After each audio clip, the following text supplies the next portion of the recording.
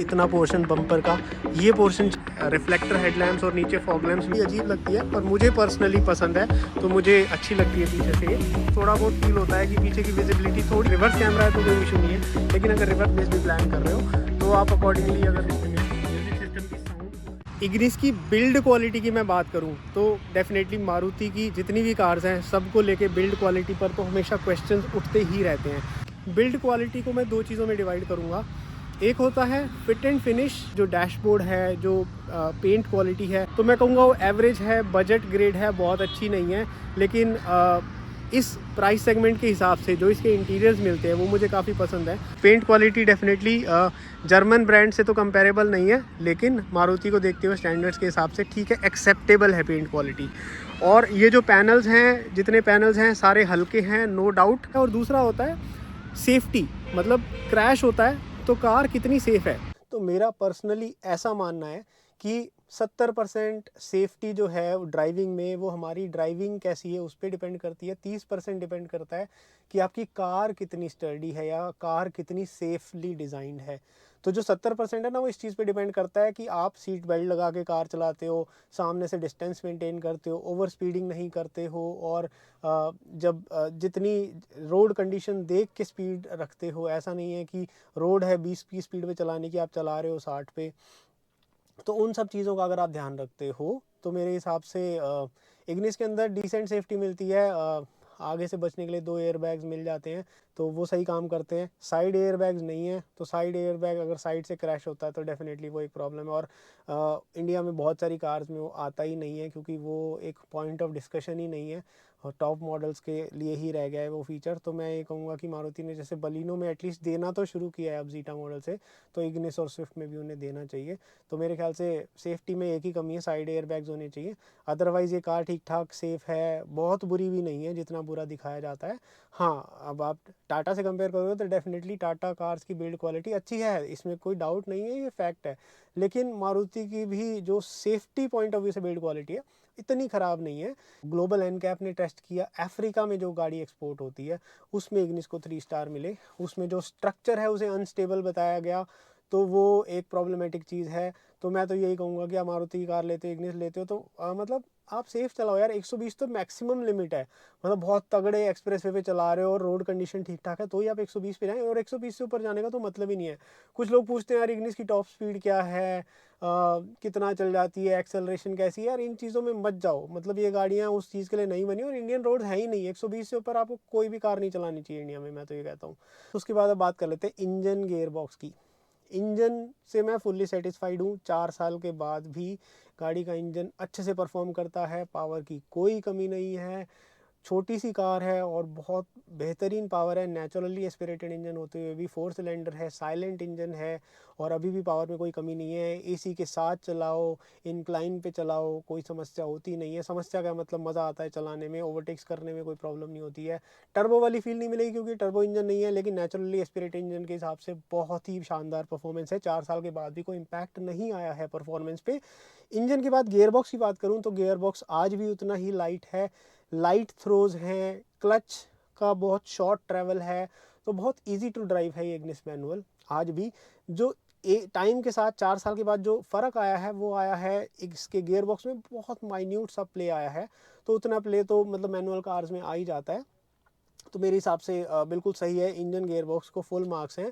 Steering की मैं बात करूं तो स्टेयरिंग को तो बिल्कुल 0 मार्क्स है, मतलब वो स्टेयरिंग का काम करता है लेकिन रिटर्न टू सेंटर वाला एक्शन बिल्कुल 0 है। तो अगर किसी की एक्सपेक्टेशन है कि यार रिटर्न टू सेंटर वाली फील तो चाहिए, वो कार्स में होती है, सभी में होती है। Hyundai में ले लो आप, फोर्ड में, फोर्ड और VW के तो अलग ही लेवल पे हैं स्टेयरिंग्स, बट इन जनरल आप Hyundai के स्टेयरिंग भी ले लो, उनमें भी रिटर्न टू सेंटर एक्शन होता है। इसमें 0 है, डल फीडबैक है। आपने चलते हुए जहाँ छोड़ दिया वहीं रह जाता है स्टीयरिंग, आपको पकड़ के ही वापस लाना पड़ता है। तो अगर किसी को आदत है ऐसे गाड़ियाँ चलाने की कि भाई मुझे तो ये वाली फील चाहिए, तो वो यहाँ पे बिल्कुल नहीं मिलेगी, बिल्कुल 0 मिलेगी। तो उसके लिए तो 0 मार्क्स हैं। लेकिन ऐसा नहीं है कि मतलब कार बर्बादी हो गई। अब किसी को इस चीज़ से फ़र्क नहीं पड़ता है, और किसी को ये चाहिए कि भाई हाँ कार का काम करे बस चले, तो उस हिसाब से सही है। मतलब कोई स्टीयरिंग काम करता है सही से, इतना हैवी भी नहीं है, लाइट है और चल जाता है, आप गाड़ी चलाने लगते हो तो आदत हो जाती है, आदत होने के बाद कुछ फील होता नहीं है, क्योंकि जैसे मैं भी इसे चलाता हूँ, एक दिन में यूज़ हो जाता है, एक दिन भी ज़्यादा कह रहा हूँ, मतलब 15-20 मिनट की ड्राइव के बाद मैं यूज़ हो जाता हूँ कि मुझे ऐसे चलाना है। ये एक सेफ्टी प्रॉब्लम हो सकती है उन लोगों के लिए जिनको कम एक्सपीरियंस है और जो हर कार से एक्सपेक्ट करते हैं कि अब मैंने मोड़ दिया और अपने आप आएगा स्टीयरिंग, तो ऐसी एक्सपेक्टेशन है तो वहाँ प्रॉब्लम हो सकती है। बट अदरवाइज़ अगर आप थोड़े से भी एक्सपीरियंस ड्राइवर हो तो आपको समस्या नहीं होगी, आप कार चला सकते हो। फील आप एक्सपेक्ट करते हो तो फील बिल्कुल भी नहीं मिलेगी। ये है इग्निस 2017 मॉडल। अब 2020 वाली जो इग्निस आ रही है, 2020 ऑनवर्ड जो इग्निस आ रही है, उसके अंदर इस प्रॉब्लम को मेरे हिसाब से काफ़ी हद तक सॉल्व कर दिया गया है। उसमें रिटर्न टू सेंटर एक्शन काफ़ी ज़्यादा आता है, उसका भी मैंने एक वीडियो बनाया था, आपको जो लिंक है आई बटन में मिल जाएगा, जिसमें आप देख सकते हो कि रिटर्न टू सेंटर एक्शन काफ़ी है, मतलब बहुत एंड में आके थोड़ा सा आपको असिस्ट करना पड़ता है हाथ से, अदरवाइज़ काफ़ी रिटर्न टू सेंटर एक्शन है। तो अगर आप नई इग्निस प्लान कर रहे हो तो होपफुली इतनी प्रॉब्लम नहीं होगी आपको, मतलब एक एक्सेप्टेबल सा फीडबैक मिल जाएगा। तो क्योंकि इंग्लिश में बाकी सारी चीज़ें बहुत अच्छी हैं, स्टीयरिंग की एक बड़ी कमी थी तो वो भी ऑलमोस्ट निकाल दी है, पूरी तो नहीं निकाली है, तो आप नई इंग्लिश भी ले सकते हो। ये होगी स्टीयरिंग की बात। इसके बाद एक चीज़ बचती है सस्पेंशन। सस्पेंशन मेरे हिसाब से एकदम एप्ट है इंडियन रोड कंडीशंस के लिए। अनइवन सरफेसेस पे कार चलाते हो तो भी इसकी ग्राउंड क्लियरेंस हाई है, सस्पेंशन स्टिफ है, तो उसकी वजह से खड्डों में आराम से निकल जाती है ये। ज़्यादा तेज़ चलाओगे, मतलब एकदम रोडियाँ पड़ी हैं रोड पे, बड़े बड़े रोडे पड़े हैं और उस रोड पे आप 40-45 पे चलाओगे तो ज़्यादा खड्डों में लगेगी, ऊपर नीचे होगी, तो सस्पेंशन का जब पूरा ट्रैवल होता है तो डग डग डग की आवाज़ आती है जब पूरी खुलती है। वो आइडियली मेरे हिसाब से करना नहीं चाहिए, बट अदरवाइज़ बजट के हिसाब से जो इसकी सस्पेंशन है एकदम सही है, तो सस्पेंशन से कोई भी प्रॉब्लम नहीं है। और 4 साल के बाद भी जैसी पहले थी वैसी ही आ जाए, कोई समस्या होती नहीं है। ग्राउंड क्लियरेंस 180 mm है, तो 180 mm की ग्राउंड क्लियरेंस के बाद इस गाड़ी में 5 लोगों ने भी ट्रैवल किया है तो भी नीचे लगने का खतरा नहीं रहता है, कितना ही बड़ा ब्रेकर आ जाए।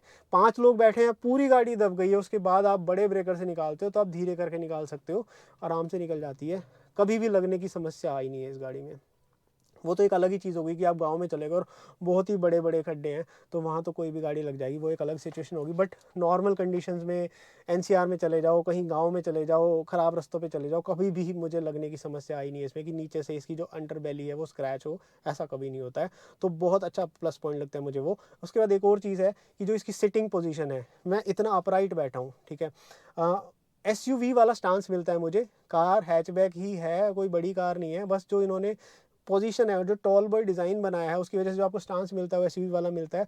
तो आप ऐसे ना वो होंडा सिविक की तरह जैसे सेडान्स में हम लेट के गाड़ी चलाते हैं ना, या इवन पोलो ले लो, उसमें हम लेट के गाड़ी चलाते हैं, वैसी वाली फीलिंग नहीं आती। ऐसा लगता है कुर्सी पे बैठ के कार चला रहे हैं।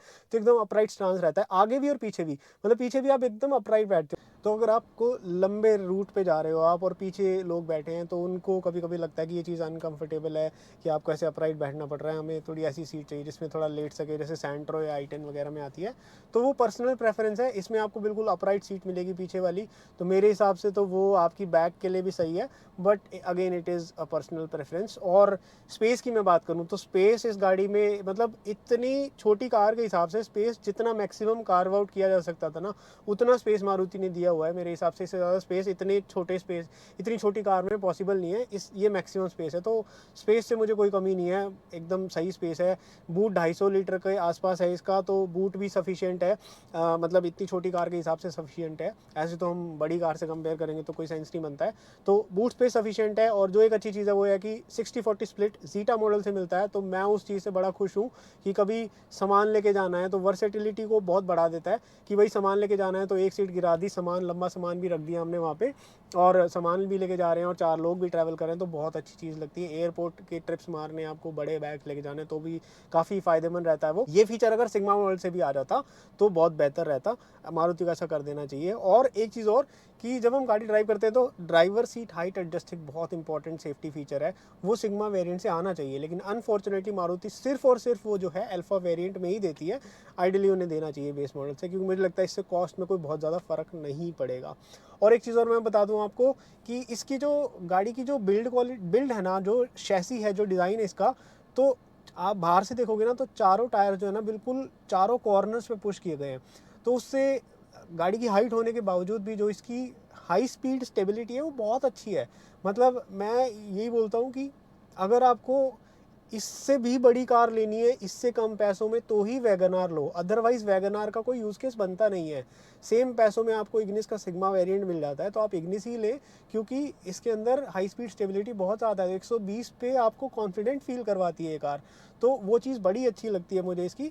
वैगनार के लिए मैं ये कहता हूँ कि वैगनार सिर्फ तभी लें अगर आपको रिक्वायरमेंट है कि यार इग्निस भी हमें छोटी पड़ रही है, हमें इससे भी बड़ी कार चाहिए और इसी बजट में चाहिए, तो ही वैगनार लें, अदरवाइज इग्निस को ही प्रेफर करें। इसके बाद प्रैक्टिकलिटी की हमने बात कर ली कि प्रैक्टिकल बहुत है कार, स्पेस काफ़ी अच्छा खासा है। और अब मैं आपको बता देता हूँ सर्विस कॉस्ट। सर्विस से मैं बड़ा डिसअपॉइंट हूँ मारुति की। मारुति की सर्विस अच्छी है, सर्विस अच्छी है, सर्विस अच्छी है, ये प्रोपोगेंडा तो बहुत चलता है, लेकिन एक्चुअल में जब आप सर्विस करवाने जाते हो ना तो नेक्सा वाले इतना लूटते हैं। हर सर्विस में, हर ऑयल चेंज सर्विस में, पहले दिन से जब से मैं जा रहा हूँ, 40,000 चल चुकी है कार, 4 ऑयल चेंज सर्विस हो चुकी है, चारों सर्विस में जाते ही वो 6,000 से कम बिल बैठाते ही नहीं है। सर ये इसमें यहाँ पे क्रॉस मेंबर में ऑयलिंग होगी, आपके गियर, आपके जो ब्रेक शूज़ हैं वो क्लीनिंग होगी, ये होगा वो होगा, engine oil, oil filter, air filter के अलावा इतनी फालतू चीज़ें गिना देते हैं।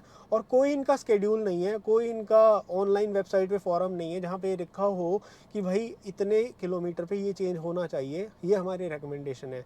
ऐसा कहीं नहीं है। जबकि मारुति सर्विस सर्विस सर्विस इतना ब्रैग करते हैं, लेकिन मारुति की ही सर्विस में ये बहुत बड़ी प्रॉब्लम है।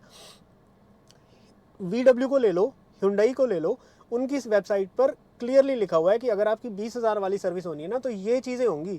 उससे ज़्यादा अगर सर्विस एडवाइज़र आपसे मांग रहा है ना तो आप साफ मना करो, आपको पता है कि मेरी गाड़ी में यार इस बार ये होना है, अगर सही चली है तो। कुछ अलग से वियर एंड टियर हुआ है तो वो अलग बात है, वो हर कार में एप्लीकेबल है। बट जो पीरियोडिक मेंटेनेंस सर्विस होती है कि भाई 20,000 पे, 30,000 पे, 40,000 पे ये होना चाहिए, तो वो आपको क्लियरली लिखा रहता है सारी वेबसाइट पर। फोर्ड में है ये, फोर्ड तो बंद हो गया बट फोर्ड ने बहुत पहले से चालू कर दिया था, सबसे पहले फोर्ड ने ही चालू किया था। VW में है ये, Hyundai में है ये, किया में ये अवेलेबल है, तो मारुति में क्यों नहीं है, मतलब ये बहुत बड़ी दिक्कत है। नेक्सा की सर्विस कॉस्ट थोड़ी इन्फ्लेटेड है। इवन आप अगर मारुति सुजुकी एरिना से सर्विस करवाते हो वर्सेस नेक्सा में करवाते हो तो थोड़ा सा उनकी लेबर चार्जेस में भी डिफरेंस आता है। तो मैंने इसकी चारों सर्विस नेक्सा में ही करवाई हैं। पहली सर्विस से लेके आज तक हर सर्विस में इन्होंने कहा जी आपका बिल आएगा 6,000, एस्टिमेट है 6,000 से कम कभी बात ही नहीं शुरू हुई। फिर मैं कहता हूँ ये नहीं कराना, ये नहीं कराना, ये फालतू है, ये फालतू है, मत कराओ। कम करा के मैं 4,000 तक लेके आता हूँ, पर फिर भी कोई भी सर्विस 3,500 या 4,000 से कम में हुई नहीं है। हर सर्विस 4,000 तो टच कर ही जाती है। वर्सेस मैंने अपनी पोलो की पहली सर्विस करवाई थी 15,000 वाली, तो वो पोलो की सर्विस भी मेरी 3-3,500 में हो गई थी, ऑयल चेंज वाली सर्विस जिसमें सिंथेटिक ऑयल डलता है। तो नेक्सा ने, मतलब मारुति ने सर्विस के नाम पे ब्रैग तो बहुत करते हैं बट लूट भी बहुत मचा रखी है, तो इस चीज़ से मैं बहुत डिसअपॉइंटेड हूँ। सर्विस की बात हो गई, अब इसके बाद बात कर लेते हैं टायर्स की। तो इसके अंदर हमें 15 इंच के टायर्स मिलते हैं इस वेरिएंट में, छोटे वेरिएंट्स में भी 15 इंच के टायर मिलते हैं, वहाँ अलॉयज़ नहीं मिलते हैं बट यहाँ अलॉयज़ मिल जाते हैं। ब्रिजस्टोन इकोपिया टायर्स हैं और इनकी माइलेज काफ़ी अच्छी बताई जाती है। तो मेरी कार 42,000 एग्जैक्टली चल चुकी है। अब भी मेरे कार के जो टायर्स के ट्रेड्स हैं वो इतने हैं कि वो 10,000 ईजिली चल जाएंगे। वो 10,000 ऐसा नहीं कि खींचने वाले बता रहा हूँ मैं, वो 10,000 इतने हैं कि सेफली कार चल जाएगी। ऐसे चलने को तो 20-25 भी चल जाएगी, लेकिन 10,000 मिनिमम और चल जाएगी, जिसमें कार की जो ड्राइव है रोड पे सेफ रहेगी। उसके बाद मैं कंडीशन चेक करूंगा कि वो और चलने लायक है या नहीं है, या रिस्क बढ़ गया है तो फिर मैं टायर चेंज करवा दूंगा। बट इकोपिया की अच्छी चीज़ है कि माइलेज अच्छी देते हैं, तो टायर्स बहुत ही अच्छे हैं इसके। अब बात आ जाती है इग्निस की रीसेल। तो रीसेल वैसे सेल इसकी कम है, मारुति के स्टैंडर्ड्स के हिसाब से कम है। अप्रॉक्सीमेट ऑन एन एवरेज हर महीने 4,000 गाड़ियाँ बिकती हैं, जबकि मारुति की स्विफ्ट, वैगनार वगैरह वो 10-15-20,000 तक बिकती हैं। तो उस हिसाब से सेल कम है, लेकिन फिर भी बाकी ब्रांड्स को देखते हुए सेल ठीक ठाक है। इस सेगमेंट में अच्छी सेल कर रही है ये कार। और रीसेल में अब पोस्ट कोविड थोड़ा सीन चेंज हो गया है, गाड़ियों की रीसेल वैल्यू आपको अच्छी मिल जाती है अगर कार की कंडीशन अच्छी है तो। और मारुति का ब्रांड वैल्यू है तो रीसेल वैल्यू अच्छी है इसकी। आपको ऐसा नहीं है कि पुरानी इग्निस लेने जाओगे तो ख़राब, मतलब सस्ती बहुत मिल जाएगी, ऐसा नहीं है। अच्छी रीसेल वैल्यू है। बहुत सस्ती तभी मिलेगी जब गाड़ी में कुछ प्रॉब्लम होगी, गाड़ी की हालत ख़राब होगी या किसी ने तोड़ फोड़ रखी होगी या बुरे वाले एक्सीडेंट कर रखे होंगे, तभी प्राइस गिरती है। अब आखिरी में मैं सिर्फ एक बात बताना चाहूँगा कि इग्निस किसे खरीदनी चाहिए और किसे नहीं खरीदनी चाहिए। सबसे पहली चीज़ बात कर लेते हैं किसे नहीं खरीदनी चाहिए। अगर आप कार से ना, मतलब बहुत ज़्यादा थोड़े से कार एंथुजियास्ट हो, कार्स के बारे में जानते हो और बहुत सारी एक्सपेक्टेशन है कि यार कार चलाने में मज़ा आना चाहिए, चलाने में मज़ा आना चाहिए और उसमें आपको स्टीयरिंग फीडबैक समझ आता है कि यार स्टीयरिंग फीडबैक कैसे, मतलब स्टीयरिंग फीडबैक अच्छा होना चाहिए, ये होना चाहिए, मुझे फील मिलनी चाहिए, हैवी होना चाहिए, लाइट होना चाहिए, सारी चीज़ें आप समझते हो। तो वो आपको इंग्लिश में नहीं मिलेगा। इवन अगर आप अभी वाली इंग्लिश भी लोगे उसमें आपको रिटर्न टू सेंटर एक्शन मिलेगा, बट फिर भी आपको कमी लगेगी।